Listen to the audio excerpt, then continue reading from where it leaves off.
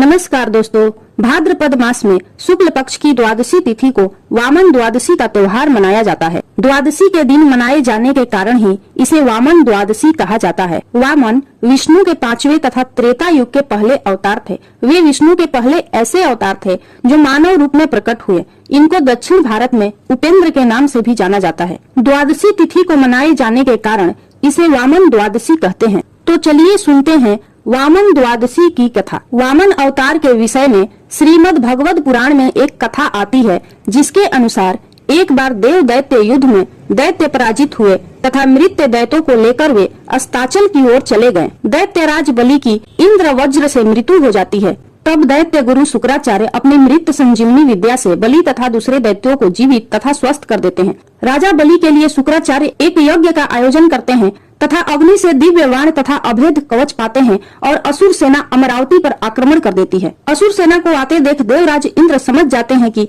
इस बार वे असुरों का सामना नहीं कर पाएंगे और इसलिए देवता भाग जाते हैं। स्वर्ग दैत्यों की राजधानी बन जाता है। तब शुक्राचार्य राजा बलि के अमरावती पर अचल राज्य के लिए 100 अश्वमेघ यज्ञ का आयोजन करवाते हैं। इंद्र को राजा बलि की इच्छा का ज्ञान होता है कि राजा बलि के 100 यज्ञ पूरे होने पर फिर उनको स्वर्ग से कोई नहीं निकाल सकता है। इसलिए इंद्र भगवान विष्णु की शरण में जाते हैं तथा भगवान विष्णु इंद्र को सहायता करने का आश्वासन देते हैं। तब भगवान विष्णु वामन रूप में अदिति के गर्भ से उत्पन्न होने का वचन देते हैं। इधर कश्यप जी के कहने पर माता अदिति पयोव्रत का अनुष्ठान करती हैं, जो कि पुत्र प्राप्ति के लिए होता है।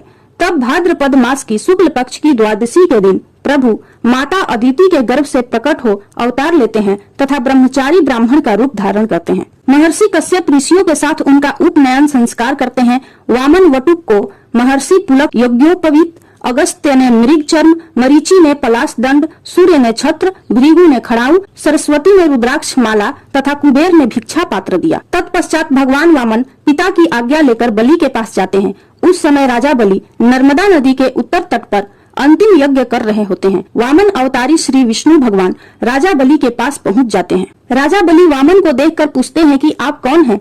तब वामन उत्तर देते हैं कि हम ब्राह्मण हैं। बलि फिर प्रश्न करते हैं, तुम्हारा कहाँ वास रहा है? ये संपूर्ण ब्रह्म सृष्टि है, वही हमारा निवास है। वामन उत्तर देते हैं। यह सुनकर राजा बलि ने सोचा कि जैसे सब लोग सृष्टि में रहते हैं, वैसे ही यह ब्राह्मण भी रहता है। फिर बलि पूछते हैं कि तुम्हारा नाथ कौन है? हम सबके नाथ हैं, हमारा कोई नाथ नहीं है। वामन उत्तर देते हैं। राजा सोचते हैं कि हो सकता है कि इनके माता पिता आदि की मृत्यु हो गई हो।